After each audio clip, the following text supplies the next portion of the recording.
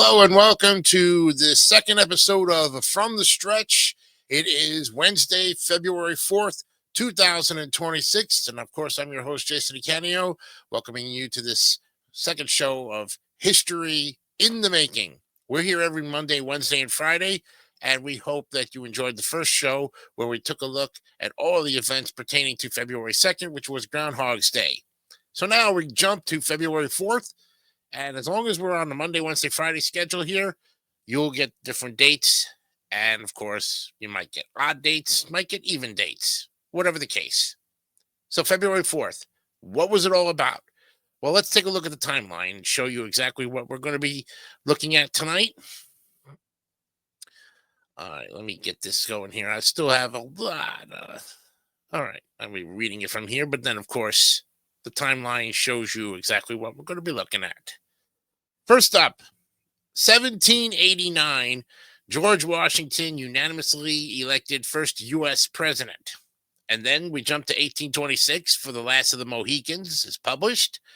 To 1846, the Latter-day Saints begins exodus to Utah. And to 1861, the states meet to form the Confederacy. And then 1913, civil rights icon Rosa Parks is born.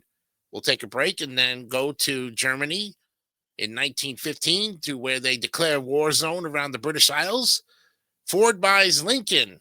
Yeah, the Ford Motor Company, that is, in 1922. To 1938, Disney releases Snow White and the Seven Dwarfs. In 1945, Yalta Conference foreshadows the Cold War. To 1946, the first wave of World War II war brides arrive in America, and we'll break for the second break, and then go to 1962 when the first U.S. helicopter is shot down in Vietnam, to 1983 where singer-songwriter Karen Carpenter passes, 1999, Amadou Diallo is killed by police, and then in 2000, The Sims, you've heard of them, it launches. And then in 2004, Facebook launches. And finally, we'll go to 2007, where Tony Dungy becomes the first black head coach to win a Super Bowl. And that'll be the end of our timeline. And when we come back, actually, we won't come back. We're going to start off right off the bat with a look at the first of the timeline. George Washington unanimously elected first president. So let's take a look at that right now and get ourselves going here. And here is the lowdown on this fantastic story of George Washington, who was the commander of the Continental Army during the Revolutionary War. And he's unanimously elected the first president of the United States by all 69 presidential electors who cast their votes. John Adams of Massachusetts, who received 34 votes, was elected vice president. The electors, who represented 10 of the 11 states that had ratified the U.S. Constitution, were chosen by popular vote, legislative appointment, or a combination of both 4 weeks before the election. And according to Article 2 of the U.S. Constitution, the states appointed a number of presidential electors equal to the number of senators and representatives to which the state may be entitled in Congress. Each elector voted for 2 people, at least one of whom did not live in their state, and the individual receiving the greatest number of votes was elected president, and the next in line, the vice president. In 1804, this practice was changed by the 12th Amendment to the Constitution, which ordered separate ballots for the office of president and vice president. New York, though it was to be the seat of the new United States government, failed to choose its 8 presidential electors in time for the vote on February 4th of 1789. 2 electors, each from Virginia and Maryland, were delayed by weather and did not vote. And in addition, North Carolina and Rhode Island, which would have had 7 and 3 electors respectively, had not ratified the Constitution and so could not vote. That the remaining 69 unanimously chose Washington to lead the new U.S. government was a surprise to no one. As commander-in-chief during the Revolutionary War, he had led his inexperienced and poorly equipped army of civilian soldiers to victory over one of the world's great powers. And after the British surrender at Yorktown in 1781, Washington rejected with abhorrence a suggestion by one of his officers that he use his preeminence to assume a military dictatorship. He would not subvert the principles, or the very principles for which so many Americans had fought and died. He replied, and soon after, he surrendered his military commission to the Continental Congress and retired to his Mount Vernon estate in Virginia. When the Articles of Confederation proved ineffectual and the fledgling republic teetered on the verge of collapse, Washington again answered his country's call and traveled to Philadelphia in 1787 to preside over the Constitutional Convention. And although he favored the creation of a strong central government, as president of the convention, he maintained impartiality in the public debates. Outside the convention hall, however, he made his views known, and his weight of character did much to bring the proceedings to a close. The drafters created the office of president with him in mind, and on September 17th of 1787, the document was signed. The next day, Washington started for home, hoping that his duty to the country, or to his country again served, he could live out the rest of his days in privacy. However, a crisis soon arose when the Constitution fell short of its necessary ratification by 9 states. Washington threw himself into the ratification debate, and a compromise agreement was made in which the remaining states would ratify the document in exchange for passage of the constitutional amendments that would become the Bill of Rights. Government by the United States began on March 4th of 1789. In April, Congress sent word to George Washington that he had unanimously won the presidency. He borrowed money to pay off his debts in Virginia and traveled to New York. And on April 30th, he came across the Hudson River in a specially built and decorated barge. The inaugural ceremony was performed on the balcony of Federal Hall on Wall Street, and a large crowd cheered after he took the oath of office. The president then retired indoors to read Congress his inaugural address, a quiet speech in which he spoke of the experiment entrusted to the hands of the American people. The evening celebration was opened and closed by 13 skyrockets and 13 canyons. As president, Washington sought to unite the nation and protect the interests of the new republic at home and abroad. Of his presidency, he said, "I walk on untrodden ground. There is scarcely any part of my conduct which may not hereafter be drawn in precedent." He successfully implemented executive authority, making good use of brilliant politicians such as Alexander Hamilton and Thomas Jefferson in his cabinet, and quieted fears of presidential tyranny. In 1792, he was unanimously reelected, but 4 years later refused a third term.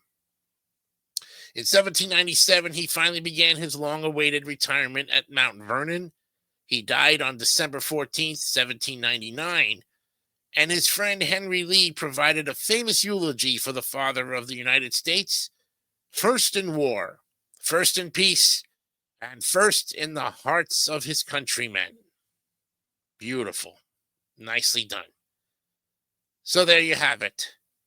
George Washington, unanimously elected first U.S. president in 1789. Next up in the timeline, we have The Last of the Mohicans is published. To 1826 we go. Let's take a look at the report that gave us The Last of the Mohicans.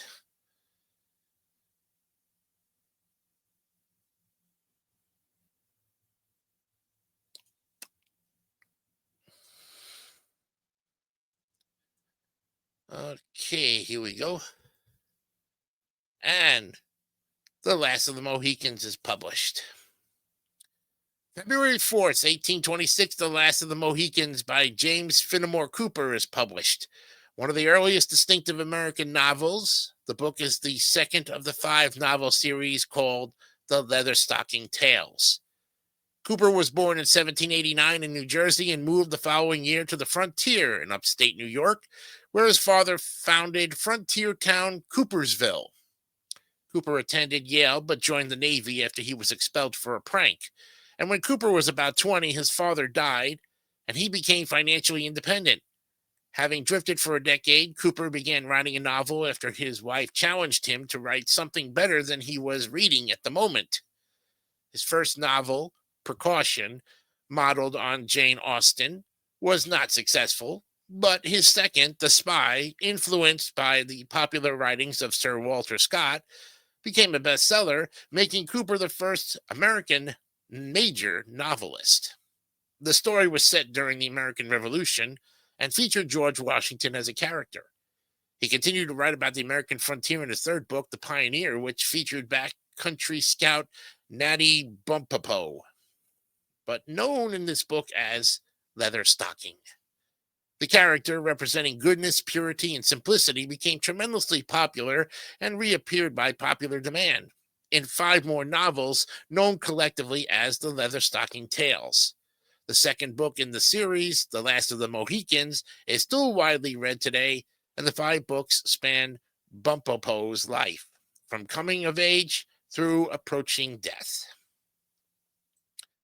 Next up on the timeline, we now go to 1846, and the Church of Jesus Christ of Latter-day Saints begins its exodus to Utah. Let's take a look at the Latter-day Saints. Remember all those commercials? Yes, this was part of it. Their leader assassinated and their homes under attack. The members of the Church of Jesus Christ of Latter-day Saints, also known as the Mormons of Nauvoo, Illinois, began a long westward migration that eventually brings them to the valley of the Great Salt Lake in Utah. The members of the Church of Jesus Christ of Latter-day Saints had been persecuted for their beliefs ever since Joseph Smith founded the church in New York in 1830. Smith's claim to be a modern-day prophet of God and his acceptance of polygamy proved controversial wherever the Latter-day Saints attempted to settle. And in 1838, Smith set up a new spiritual colony in Missouri, but by 1839, anti-Mormon prejudice there had proved too virulent. The Latter-day Saints next set up camp in Nauvoo, Illinois, but prejudice followed them there as well. Angry mobs murdered Smith and his brother in June of 1844 and began burning homes and threatening members of the group. Convinced that the Latter-day Saints would never find peace in the United States, Smith's successor, Brigham Young, made a bold decision. The Latter-day Saints would move to the still wild territories of the Mexican-controlled Southwest. Young had little knowledge of the geography and environment of the West and no particular destination in mind, but trusting in God, he began to prepare the people of Nauvoo for a mass exodus. On this day in 1846, Young abandoned Nauvoo and began leading 1,600 Latter-day Saints west across the frozen Mississippi in sub-zero temperatures to a temporary refuge at Sugar Creek, Iowa. Young planned to make the westward trek in stages, and he determined the first major stopping point would be along the Missouri River opposite Council Bluffs. He sent out a reconnaissance team to plan the route across Iowa, dig wells at camping spots, and in some cases plant corn to provide food for the hungry immigrants. The mass of Latter-day Saints made the journey to the Missouri River, and by the fall of 1846, the winter quarters were home to 12,000 Latter-day Saints. After a hard journey across the western landscape, Young and his followers emerged out onto a broad valley where a giant lake shimmered in the distance. With his first glimpse of this valley of the Great Salt Lake, Young reportedly said, "This is the place."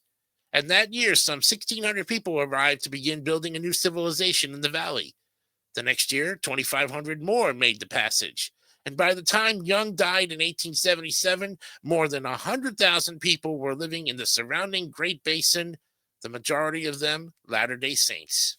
Young, however, had not escaped the troubles that plagued the church in the East, and by early 1848, the Latter-day Saints' haven became a U.S. territory after the American victory in the Mexican War. The Latter-day Saints had finally found a permanent home along the Great Salt Lake, but its isolation and freedom from persecution was short-lived. We now go next to 1861. States meet to form the Confederacy. Let's take a look at the report.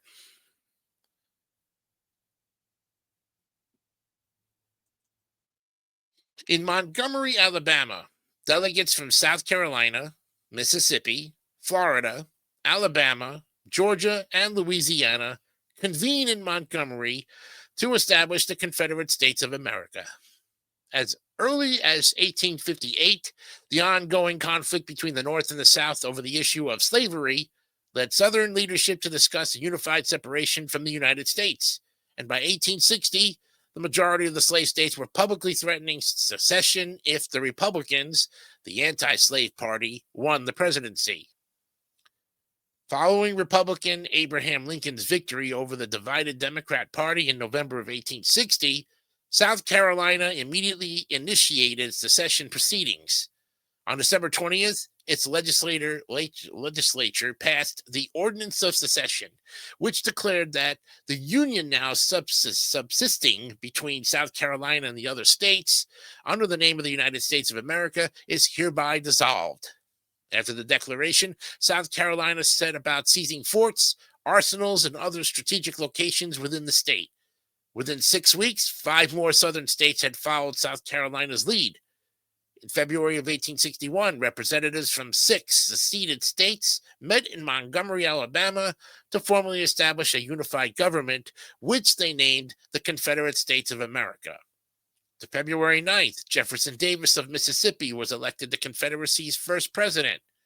By the time Abraham Lincoln was inaugurated in March of 1861, Texas had joined the Confederacy, and federal troops held only Fort Sumter in South Carolina, Fort Pickens off the Florida coast, and a handful of minor outposts in the South. April 12th of 1861, the American Civil War began when Confederate shore batteries under General P.G.T. Beauregard opened fire on Fort Sumter in South Carolina's Charleston Harbor. Within 2 months, Virginia, Arkansas, North Carolina, and Tennessee had all joined the embattled Confederacy. And there you have the story. Next up is 1913, and we'll go to break. As civil rights icon Rosa Parks is born. Let's take a look at the report of Rosa Parks.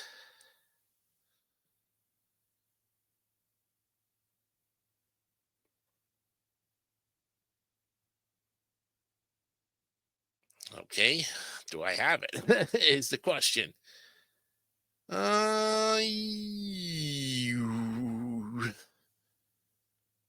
Yes, here we are. Okay. Rosa Louise McCulkley, known to history by her married name, Rosa Parks, is born in Tuskegee, Alabama on February 4th of 1913. A lifelong civil rights activist, Parks' name has become synonymous with her refusal to give up her seat to a white man on a segregated bus in 1955, a defining moment of the civil rights movement. Parks was born and raised during the Jim Crow era, a time of ubiquitous and strictly enforced racial segregation in the South. And as a young girl, she watched white students ride to school on a bus while she had to walk. The bus was among the first ways I realized there was a black world and a white world, she later recalled. After moving to Montgomery, she married Raymond Parks, a barber who was heavily involved in the National Association for the Advancement of Colored People, and became involved with the nascent civil rights struggle. In 1943, due largely to her being the only woman at the meeting, she was elected secretary of the NAACP's Montgomery chapter. In this role, Parks dealt with the local media, corresponded with other NAACP chapters, and processed the many reports of injustice which the organization received. It was partially because of her contributions to the movement and standing in the community that led the local leaders to choose to rally behind Parks when on December 1st of 1955, she refused to give up her seat on a segregated bus. Parks, like several other women that year, was arrested and fined for violating Jim Crow laws, but it was her action that set the Montgomery bus boycott into motion. Civil rights activists in Montgomery, including the young Reverend Dr. Martin Luther Jr. King, or Luther King Jr., had been waiting for the appropriate moment to challenge the city's segregated transit system. They succeeded in organizing the African American community of Montgomery to boycott the buses for over a year, until a court ruling officially desegregated them on December 20th of 1956. The boycott and the triumph of its organizers received nationwide coverage and have gone down as one of the major early victories of the civil rights movement. Parks remained a civil rights advocate for the rest of her life. She moved to Detroit not long ago after the boycott, but returned to Alabama for the Selma to Montgomery marches and made appearances around the country. And for years, she served in the office of Representative John Conyers, a pioneering congressman from Detroit, acting as a liaison between his office and the community while advocating for housing and economic justice. When Parks died in 2005, she became the first female American who was not an elected official to lie in honor of the rotunda of the U.S. Capitol. A recipient of numerous medals and honors, including the Presidential Medal of Freedom, Parks continues to hold a hallowed place in the pantheon of American leaders. We will take a break, and when we come back, we will look at our next timeline, which picks up on the date of 1915. We'll be back with a look at that and more of From the Stretch right after these very important messages. Bob Bartram, are you sure you're eating the most nutritious cornflakes? I'd bet the house on it. Amanda Pittman, are you sure you're eating the best tasting cornflakes? I'd bet the family jewels. You may not know it, but now there's a cornflake from Total. Total cornflakes have twice the vitamin and mineral nutrition of Kellogg's, and they taste better too. So before you bet on your cornflakes, remember, the best cornflakes are from Total.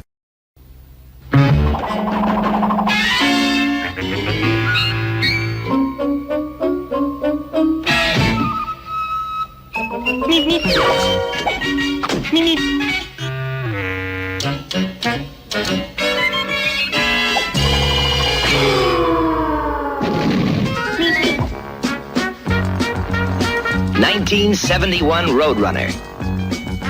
Coming through. With totally new styling. It looks like fun. It drives like fun. And it still goes beep beep. Beep beep. The only place to catch a Roadrunner is at your Plymouth dealers.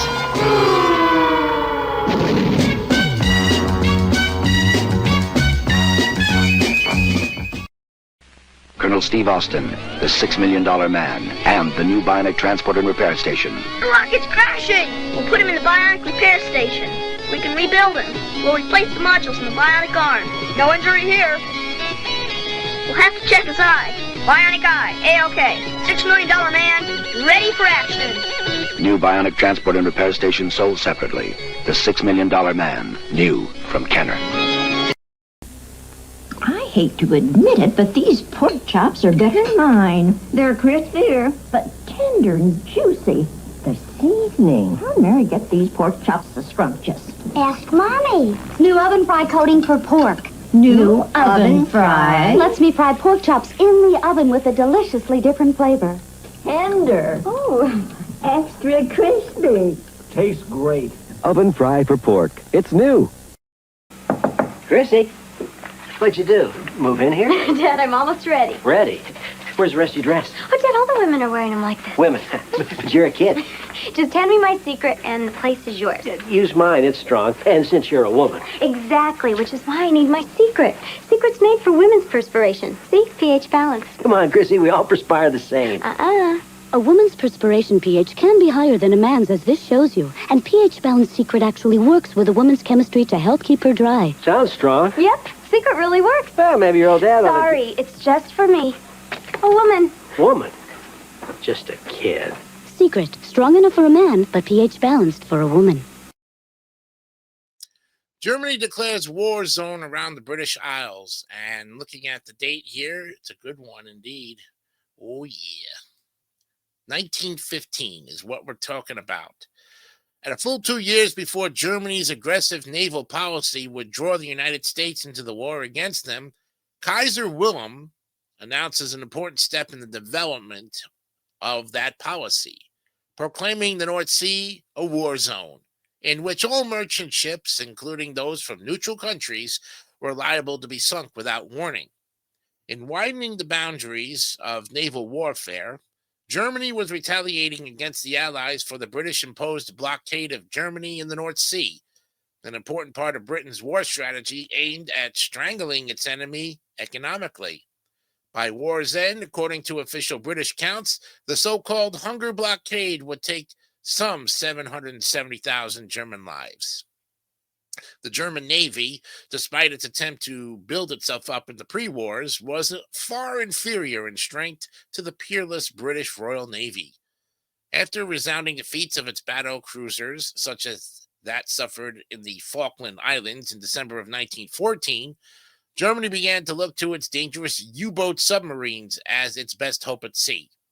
Hermann Bauer, the leader of the German submarine service, had suggested in October of 1914 that the U-boats could be used to attack commerce ships and raid their cargoes, thus scaring off imports to Britain, including those from neutral countries. Early the following month, Britain declared the North Sea a military area, warning neutral countries that areas would be mined and that all ships must first put into British ports, where they would be searched for possible supplies bound for Germany and stripped of these and escorted through the British minefields. With this intensification of the blockade, Bauer's idea gained greater support within Germany as the only appropriate response to Britain's actions. And though German Chancellor Theobald von Bethmann, Hollweg, and the German Foreign Ministry worried about angering neutral countries, pressure from naval leaders and anger in the German press about the British blockade convinced them to go through with the declaration. On February 4th of 1915, Kaiser Wilhelm announced Germany's intention to sink any and all ships sailing under the flags of Britain, Russia, or France found within British waters.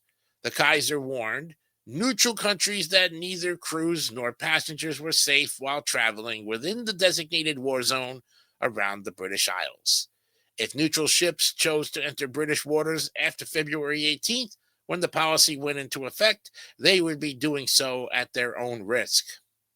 The U.S. government immediately and strongly protested the war zone designation, warning Germany that it would take any steps it might be necessary to take in order to protect American lives and property.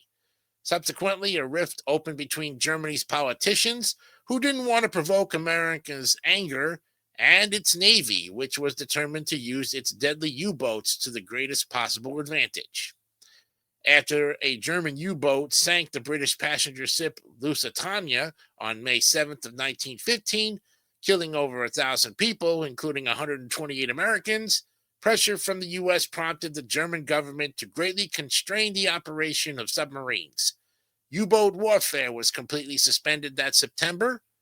Unrestricted submarine warfare was resumed on February 1st of 1917, prompting the U.S.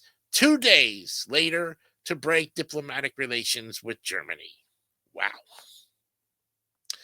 Let's go to the next timeline event.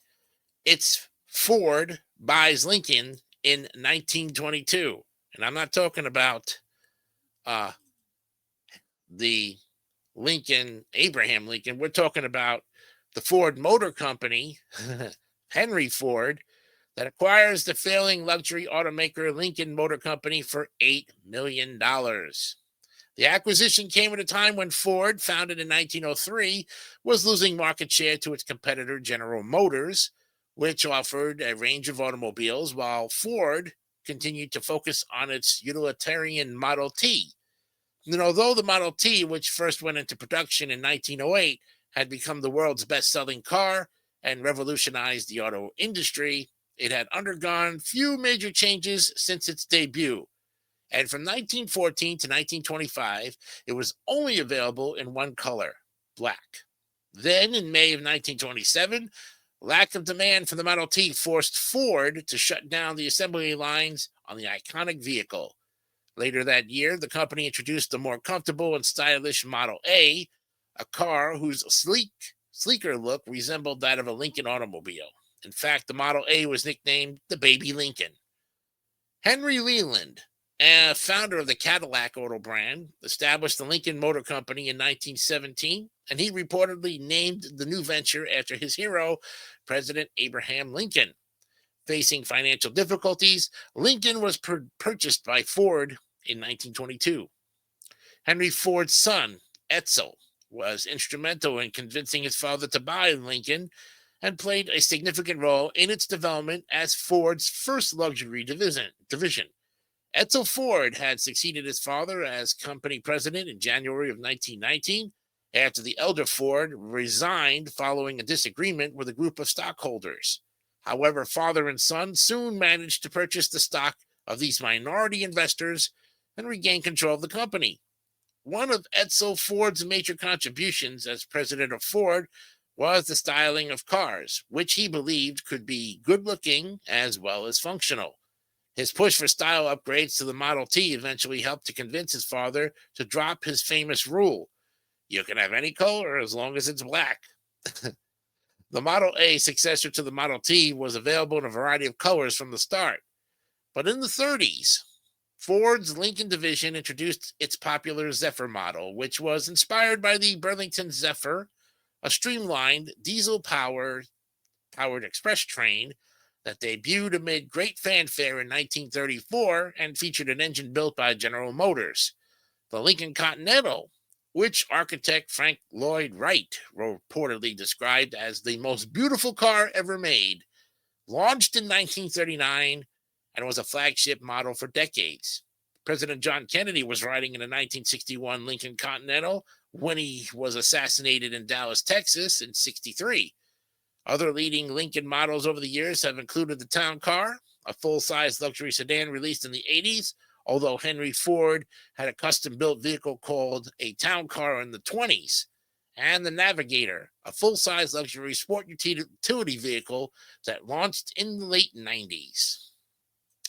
Great story about the cars history. Now we go to 1938, and Walt Disney, he releases Snow White and the Seven Dwarfs. Great movie if you think about it. It has been one of the classics.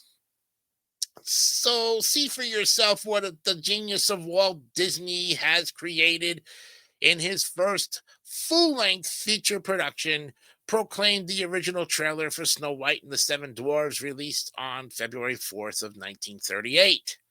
Based on the famous fairy tale by the Brothers Grimm, Snow White opened with the Wicked Queen asking her magic mirror the question, "Who is the fairest of one of all?" And the mirror gives its fateful answer: Snow White, the queen's young stepdaughter, ordered by the queen to kill the young princess. A sympathetic woodsman instead urges Snow White to hide in the forest. There she encounters a host of friendly animals who led her to a cottage inhabited by the seven dwarves. Sleepy, Dopey, Doc, Sneezy, Grumpy, Bashful, and Happy. Eventually, in the classic happy ending viewers would come to expect as a Disney trademark, love conquers all as the dwarfs defeat the villainous queen and Snow White finds love with a handsome prince. Walt Disney's decision to make Snow White, which was the first animated feature to be produced in English and in Technicolor, flew in the face of the popular wisdom at the time. Naysayers, including his wife Lillian, warned him that audiences, especially adults, wouldn't sit through a feature-length cartoon fantasy about dwarfs. But Disney put his future on the line, borrowing most of the $1.5 million that he used to make the film, and Snow White premiered in Hollywood on December 21st of 1937, earning a standing ovation from the star-studded crowd. When it was released to the public the following February, the film quickly grossed $8 million, a staggering sum during the Great Depression, and the most made by any film up to that time. Critics were virtually unanimous in their admiration for Snow White. Charlie Chaplin, who attended the Hollywood premiere, told the Los Angeles Times that the film even surpassed our high expectations. In Dwarf Dopey, Disney has created one of the greatest comedians of all time. The movie's innovative use of story, color, animation, sound, direction, and background, among other elements, later inspired directors like Federico Fellini and Orson Welles. In fact, Welles' Citizen Kane features an opening shot of a castle at night with one lighted window that is strikingly similar to the first shot of the Wicked Queen's castle in Snow White. Disney won an honorary Academy Award for his pioneering achievement, and while the music for the film featuring Snow White's famous ballad, Someday My Prince Will Come, and other songs by Frank Churchill, Larry Morey, Paul J. Smith, and Lee Harlan, was also nominated for an Oscar. The studio re-released Snow White for the first time in 1944 during World War II. Thereafter, it was released repeatedly every decade or so, a pattern that became a tradition for Disney's animated films. For its 50th anniversary in 1987, Snow White was restored, but cropped into a widescreen format, a choice that irked some critics. Disney released a more complete digital restoration of the film in 1993, and its power continues to endure. In June of 2008, more than 60 years after its U.S. release, the American Film Institute chose Snow White and the Seven Dwarfs as the #1 animated film of all time in its listing of America's 10 greatest films in 10 classic genres. Wow. What an honor and recognition. Walt Disney does it again. Next up, the Yalta Conference foreshadows the Cold War of 1945. We take it now to President Franklin D. Roosevelt, Prime Minister Winston Churchill, and Soviet leaders Joseph Stalin, who meet to discuss the Allied war effort against Germany and Japan, and to try and settle some nagging diplomatic issues. While a number of important agreements were reached at the Yalta Conference, tensions over European issues, particularly the fate of Poland, foreshadowed the crumbling of the grand alliance that had developed between the United States, Great Britain, and the Soviet Union during World War II, and hinted at the Cold War to come. Meeting in the city of Yalta in the Russian Crimean from February 4th to the 11th, Roosevelt, Churchill, and Stalin each arrived with their own agendas for the conference. For Stalin, post-war economic assistance for Russia, and U.S. and British recognition of a Soviet sphere of influence in Eastern Europe were the main objectives.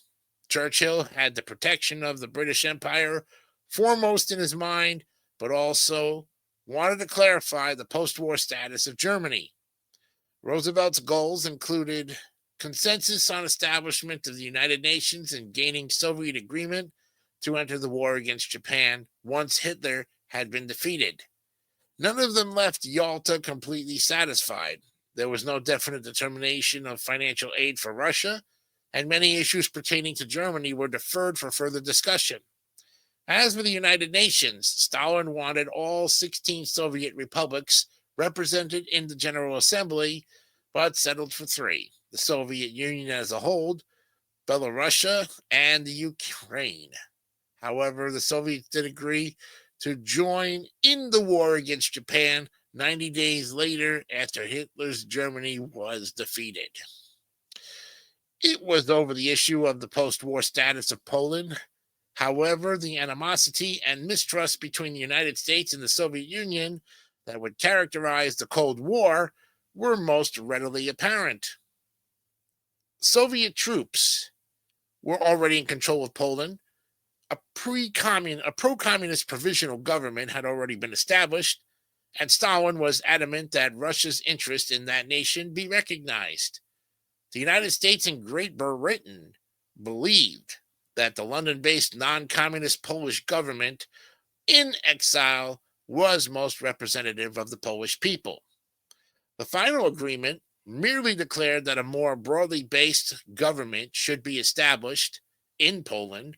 Free elections to determine Poland's future were called for some time in the future, and many U.S. officials were disgusted with the agreement, which they believed condemned Poland to a communist future. Roosevelt, however, felt that he could do no more at the moment since the Soviet army was occupying Poland. So, as the Cold War became a reality in the years that followed the Yalta Conference, many critics of Roosevelt's foreign policy accused him of selling out at the meeting and naively letting Stalin have his way. It seems doubtful, however, that Roosevelt had much choice.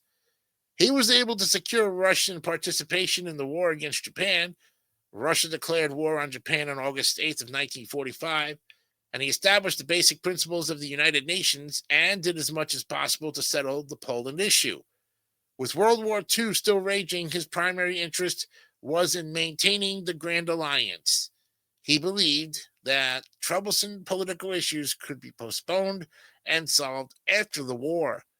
Unfortunately, Roosevelt never got the chance. Almost exactly 2 months after the end of the conference, Roosevelt suffered a stroke and died. Wow. There you go. That's the Yalta Conference. And finally, before we go to break, the first wave of World War II war brides arrive in America. Whoa. This could be a huge story.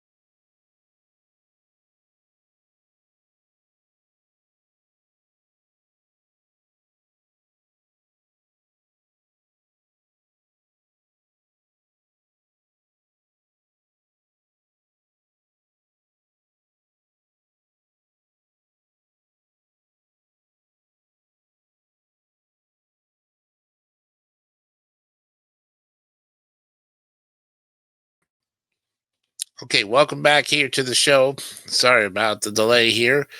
As you probably are aware, my computer has a tendency to crash, as it always does.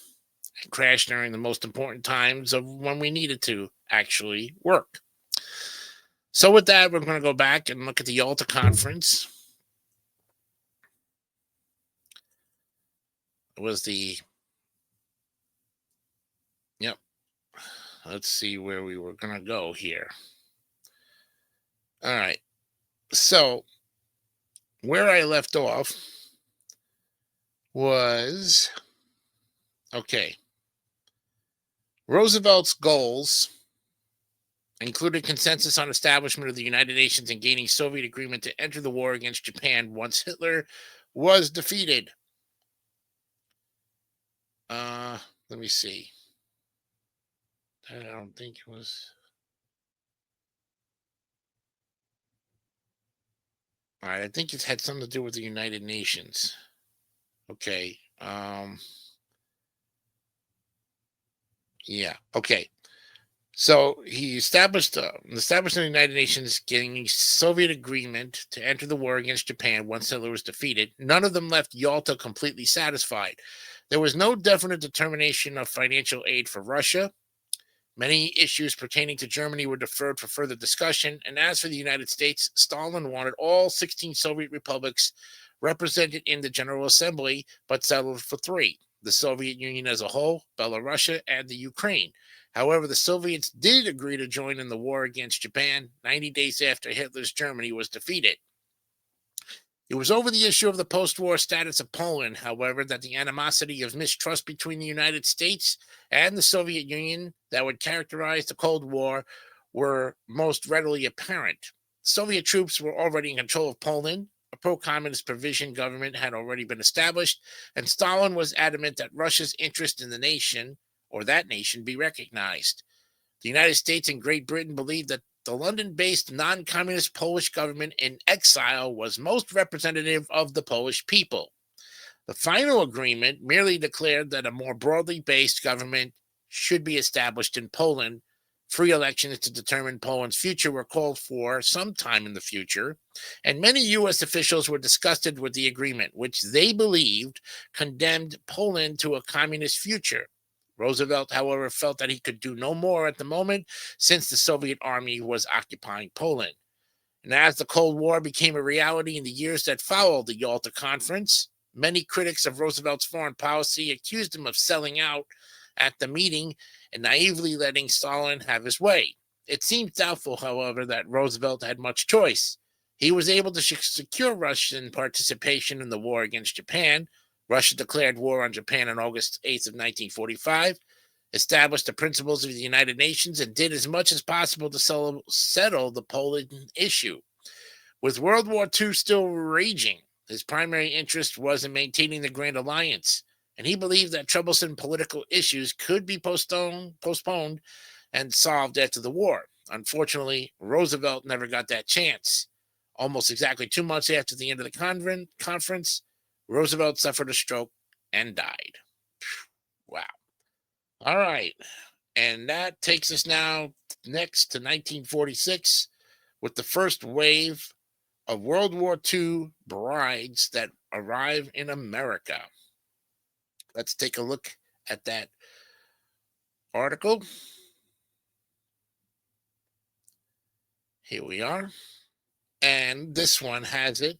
A year later in 1946 on this date, the SS Argentina, an American passenger liner turned troop ship, arrived in New York City with 452 British war brides, 1 war groom, and 173 children. The group, which departed from Southampton, England, a week earlier, represents the first wave in Operation War Bride, an Army-coordinated effort to reunite American servicemen and women with the spouses they married overseas. Other shiploads will soon follow, eventually transporting close to 300,000 war brides and children to ports on the east and west coasts, according to the National World War II Museum. Life magazine, which chronicled the Argentina's voyage into a photo essay, reported that on the first day out, the girls at meals stuffed themselves and their youngsters with such long-missed delicacies as oranges, beef, chicken, bacon, and eggs. They also thronged the Argentina's canteen to buy candy, lipsticks, and cigarette lighters. It was an arrival that, like which of New York, had never before experienced. The New York Times longtime ship news reporter George Horn wrote the day after the Argentina tied up at Pier 54, it was a bride's ship, and historically minded men among the Army staff assigned to the West 14th Street Pier reported that the last one must have been back in the pre-revolutionary days. In all the excitement, they seemed to have forgotten the previous World War.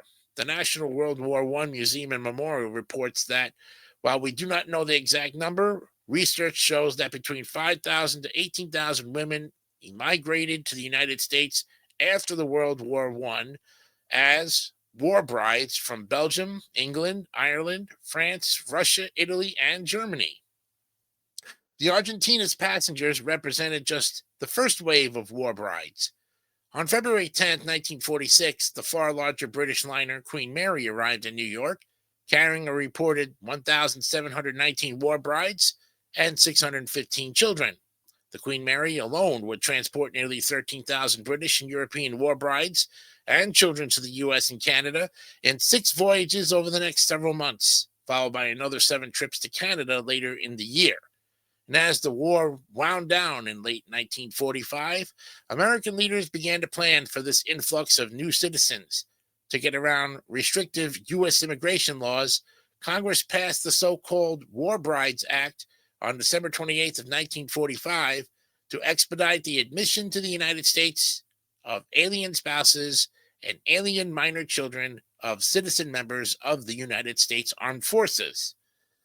In 1945, the British edition of Good Housekeeping magazine also pitched in, publishing a pamphlet called A Bride's Guide to the USA, and it offered such advice as, keep your accent while you can.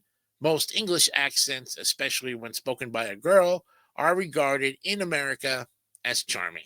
There you have it.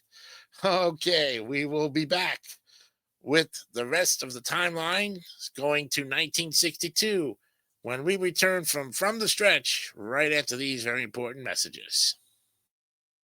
Charges, receipts, invoices, statements, taxes, budgets, paperwork, pollution. There's just no getting around it. Okay then, get through it. Now from Sharp, maker of the world's most complete line of electronic calculators, the LC8. World's smallest electronic calculator by Sharp. Price tag to match. Works anywhere on battery or plug-in. LC8. Small, fast, silent. Ends paperwork pollution. LC8. World's smallest electronic calculator by Sharp. Price tag to match. $345. Complete. See it.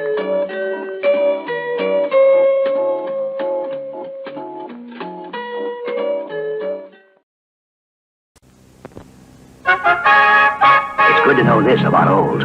Omega for 75. A lot of little Oldsmobile. Maneuverable.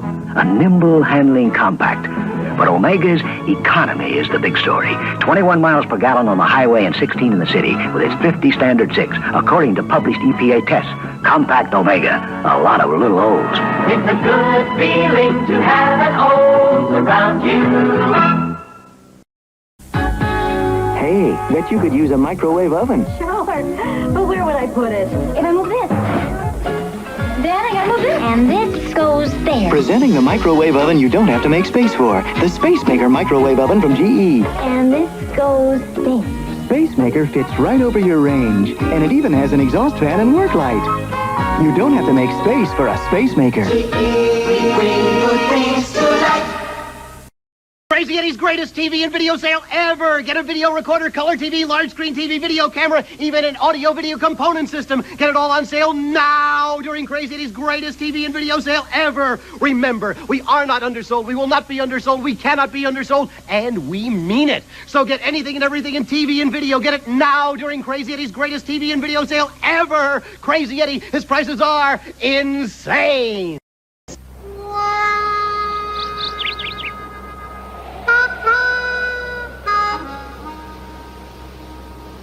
How long will the flavor of carefree sugarless gum last?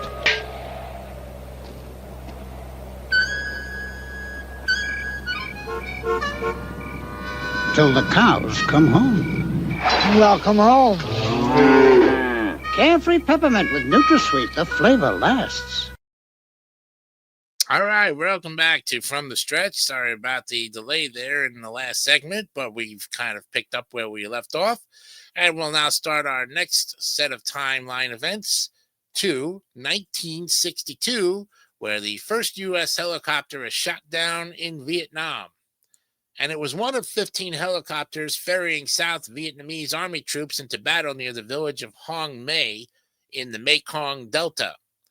The first U.S. helicopter unit arrived in South Vietnam aboard the ferry carrier USNS Corps on December 11th of 1961. This contingent included 33 Vertol H-21C Shawnee helicopters and 400 air and ground crewmen to operate and maintain them. Their assignment was to airlift South Vietnamese army troops into combat. There you go. And that's a really short look at the first U.S. helicopter that was shot down in Vietnam. Next up, we go to singer-songwriter Karen Carpenter.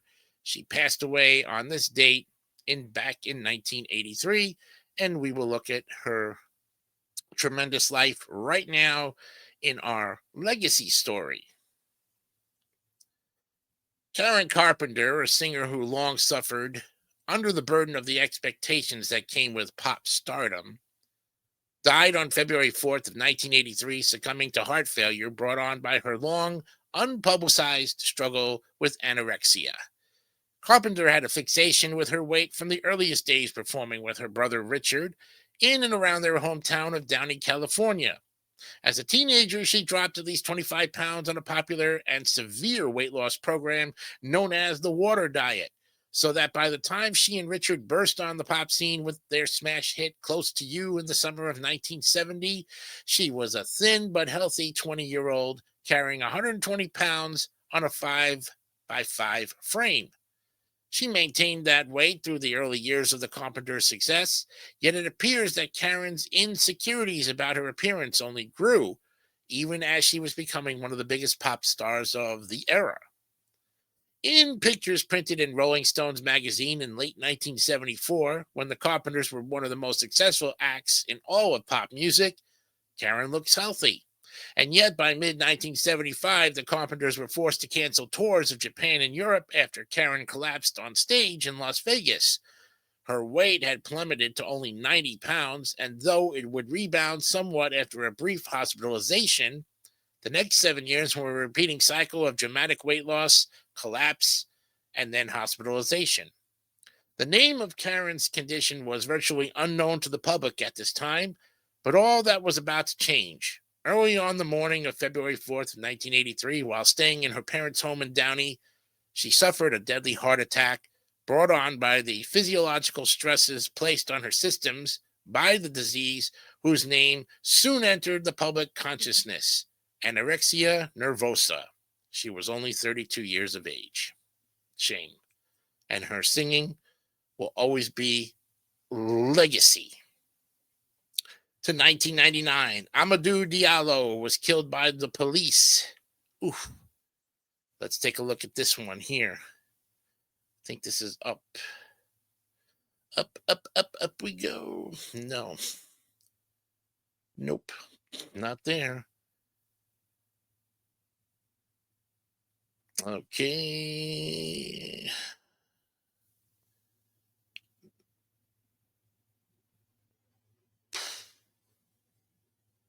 Where are we? They say.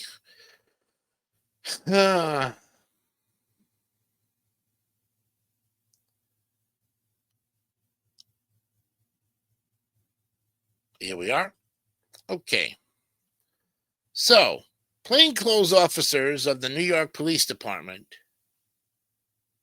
their street crimes unit, fired 41 shots at unarmed Amadou Diallo, an immigrant from Guinea, killing him on the steps of his apartment building shortly after midnight on February 4th of 1999. Diallo's killing sparked a public outcry and eventually resulted in the shuttering of the SCU. But the 4 officers who shot him were found not guilty of his murder. Officers Sean Carroll, Edward McMillan, Kenneth Boss, and Richard Murphy were all members of the SCU, a special plainclothes unit of the NYPD that had earned plaudits from others in law enforcement. At the time of the shooting, the SCU was already involved in controversy. In January, 2 SCU officers had fired 8 shots at Russell Old Dirty Bastard Jones of the Wu-Tang Clan, falsely accusing him of having fired at them when it was later revealed he had been holding a cell phone and not a gun. The Diallo incident was similar. As he stood on the stoop of his building in the Bronx, the 4 officers mistakenly identified Diallo as a suspect. They claimed to have confused him for a serial rapist, but at other times suggested they had identified him as a mugger or drug dealer. Whatever their reasoning, the officers who were dressed as civilians shouted at Diallo to show his hands. Diallo apparently reached into his pocket instead, pulling out his wallet as he attempted to run for the safety of his building. Carroll shouted to his fellow officers that Diallo had a gun. The officers later stated that they warned Diallo before opening fire on him. However, a witness testified that they did not give warning before firing at him 41 times, and that many of the shots were fired after he had already fallen to the ground. 19 shots hit Diallo, who died within minutes. The killing incensed much of the public, to the extent that the officer's trial for reckless endangerment and second-degree murder was moved to Albany. On February 25th of 2000, the jury found the 4 officers not guilty of all charges. Diallo's father, Siakou Diallo, called the verdict the second killing of his son, while former New York City Mayor David Dinkins warned this will send the wrong message to those members of the street crime unit who walk around saying, "We own the night." The killing did lead to an investigation of the SCU and its subsequent disbandment. Diallo's family filed a civil wrongful death suit against the city and eventually received $3 million. Diallo's killing has inspired and been referenced in works by a number of musicians and artists, including Public Enemy, Wyclef Jean, Bruce Springsteen, and The Strokes. All 4 officers remained with the NYPD. Boss, who had previously shot another black suspect dead in 1997, was promoted to sergeant in 2015. Wow. There you go. That's what happens when things go amok. And we now go to 2000 with The Sims, and it launches. Ooh, this should be fun. Yes, in the year 2000, merely 26 years ago, on this date, February 4th, the revolutionary computer game The Sims debuts in North America. Electronic Arts does not have particularly high hopes for its new sandbox game, the brainchild of SimCity designer Will Wright, but The Sims will earn universal critical acclaim, spawning a franchise that remains immensely popular more than 2 decades later. SimCity, released in 1989, was an early example of a god game in which the player was not simply a participant, but in control of the game's universe. Wright began work on what would become The Sims after the success of SimCity and after the loss of his house in the deadly Oakland fire of 1991. Wright's experience of finding a new home and filling it with new possessions influenced the development of the game, as did the Urban Design book, A Pattern Language by Christopher Alexander. A skeptic of consumerism, Wright also included a number of veiled critiques of consumer culture in The Sims and its successors. Originally conceiving the game as a virtual dollhouse that would allow players to experiment with designing a home, the production team became increasingly interested in modeling human behaviors and relationships. The result was an open-ended sandbox-style game that mimicked real life. The player controls every aspect of life for a sim or a family of sims, with no ultimate goal, but a never-ending series of tasks to accomplish in order to keep the Sims' life on track. The game could only end if every Sim in the household died in an incident. Aging and death from natural causes did not feature in the franchise until The Sims 2. The godlike control and lack of an ending made the game endlessly playable, a recipe for success in the gaming industry, and despite this advantage, Electronic Arts considered the project a distraction and put little effort into marketing it. Nevertheless, The Sims created buzz when it demoed at E3 in 1999, and during a demonstration featuring a mostly scripted in-game wedding, two female Sim wedding guests spontaneously struck up a conversation and shared a passionate kiss, shocking the audience and turning the game from a sideshow into a headline grabber. When The Sims was released for PC the following February, it was a hit, becoming the best-selling computer game of 2000 and 2001, and the original Sims spawned several best-selling expansion packs, and the title was updated in 04, 09, and 2014. The game's widespread popularity made it a cultural touchstone for millennials, and more than 2 decades after its release, The Sims remains one of the best-selling computer games of all time. Never played it.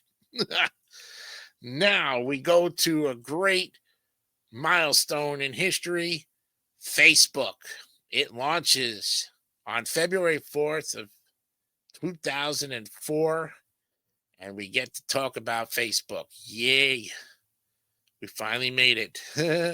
Let's pull it up. Pop, pop, pop, pop. Oh, brother. Here we are. Okay. Now, a Harvard sophomore named Mark Zuckerberg launches the Facebook, a social media website he had built in order to connect Harvard students with one another. By the next day, over 1,000 people had registered, and that was only the beginning. Now known simply as Facebook, the site quickly ballooned into one of the most significant social media companies in history. Today, Facebook is one of the most valuable companies in the world with over 2 billion monthly active users. The origins of Facebook have been highly scrutinized, including in the critically acclaimed 2010 film, The Social Network. But the exact source of the idea remains unclear. And what is obvious is that Zuckerberg had twin gifts for coding and causing a stir, both of which served him well at Harvard. The previous year, he had become a campus celebrity by creating FaceMash, a website where students could vote on which of two randomly selected Harvard women was more attractive, and quickly running afoul of both the administration and several women's groups. FaceMash was short-lived but popular, leading Zuckerberg to consider the value of creating a campus-wide social network. Over the course of his sophomore year, Zuckerberg built what would become Facebook, and when it launched on February 4th, he and his roommates were glued to their screens, watching an estimated 12 to 1,500 of their fellow students sign up for their site within its first 24 hours of existence. From there, Facebook expanded rapidly, moving to other Boston area schools and the rest of the Ivy League that spring, and by the end of the year, the site had 1 million users. Angel investor Peter Thiel had invested $500,000, and Zuckerberg had left Harvard to run Facebook from its new headquarters in California. From there, Facebook spread across the world, becoming not only an incredibly valuable company, but also one of the most important institutions of the early 21st century, the go-to social media site for the generation of internet users, and one which was readily adopted by older users as it transformed from exclusive to universal. Facebook was one of the major forces that brought the internet into the highly participatory world for phase, full of user-generated content, sometimes referred to as Web 2.0. It also has remained controversial, and in addition to allowing misinformation and fake accounts to proliferate, Facebook has drawn criticism for both for selling its users' data and for failing to adequately protect it. Nonetheless, Facebook continues to dominate the social media market, generating by far the most ad revenue and maintaining over half of the total market share. Wow. We're not going to take a break, but look at the next and final event in our look of stuff, and that is Tony Dungy becomes the first black head coach to win a Super Bowl. So let's take a look at that and conclude our From the Stretch. We've had a good time here, and let's conclude. We'll look at Tony Dungy of the Indianapolis Colts. He becomes the first black NFL head coach to win a Super Bowl in 2007. The victory marked the first time a black head coach had reached the National Football League's championship game, one that featured not just one, but two black head coaches. Super Bowl XLI pitted Dungy and his Colts against Lovie Smith, head coach of the Chicago Bears. The Bears shocked the Colts with a 92-yard kick return for a touchdown in the first 14 seconds of the game. Despite this demoralizing start, the Colts and quarterback Peyton Manning came back to defeat the Bears 29-17. It was the Colts' first Super Bowl victory since 1971 when they played in Baltimore. Dungy joined the Colts as head coach in 2003 and led the team to the playoffs 3 years running before their Super Bowl win in the 2006 season. He began his career in the NFL as a safety with the Pittsburgh Steelers from 77 to 78, and although his playing career lasted only one more season, he quickly moved into coaching. Dungy worked his way up the coaching ranks as a defensive specialist, progressing from defensive backs coach to defensive coordinator, and the Tampa Bay Buccaneers gave Dungy his first head coaching position in 1996. He achieved a cumulative record of 148, 79, and 0 in his years as head coach, earning him a spot in the Pro Football Hall of Fame. When he was first hired as a head coach in 1996, Tony Dungy was only the fourth black head coach in the modern era of the NFL, following in the footsteps of Art Shell, Dennis Green, and Ray Rhodes. And throughout his career, Dungy himself mentored many talented black NFL coaches, including Lovie Smith, Herm Edwards, Jim Caldwell, Mike Tomlin, and Leslie Frazier. The Rooney Rule, introduced by the NFL in 2003, requires that teams must interview minority candidates for head coach and front office jobs.